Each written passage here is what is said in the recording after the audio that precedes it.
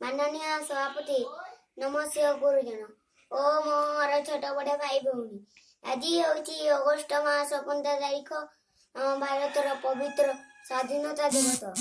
ଏହି ଅବସରରେ ମୋତେ କିଛି କହିବାର ସୁଯୋଗ ପାଇଥିବାରୁ ମୁଁ ନିଜକୁ ଧନ୍ୟ ମନେ କରୁଅଛି। ସ୍ୱାଧୀନ ଶବ୍ଦଟି ସମସ୍ତଙ୍କ ପାଇଁ ନିଶ୍ଚିତ ଭାବରେ ସ୍ୱାଗତଯୋଗ୍ୟ। ଏପରିକି ଜଙ୍ଗଲର ପଶୁପକ୍ଷୀ ମାନେ ପରାଧୀନ ରହିବାକୁ ଚାହାନ୍ତି ନାହିଁ। ସମସ୍ତେ ଚାହାନ୍ତି ସ୍ୱାଧୀନତା। ଖାଇବା, ପିଇବା, ବସିବା, ଉଠିବା, କାମ କରିବା ସବୁଥିରେ ସ୍ୱାଧୀନତା। ଆଜି ହେଉଛି 73ତମ ସ୍ୱାଧୀନତା ଦିବସ। ଏହି ଦିନଟି ହେଉଛି ଆମ ଦେଶ ପାଇଁ ବହୁତ ବଡ଼ ଦିନ।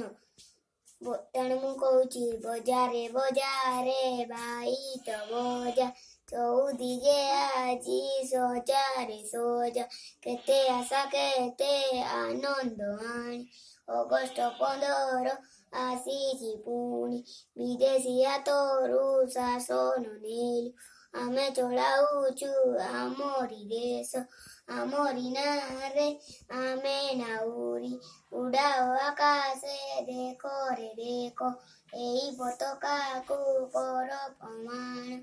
ଏତିକି କହି ମୋ ବକ୍ତବ୍ୟ ଶେଷ କରୁଛି। ଜୟ ହିନ୍ଦ।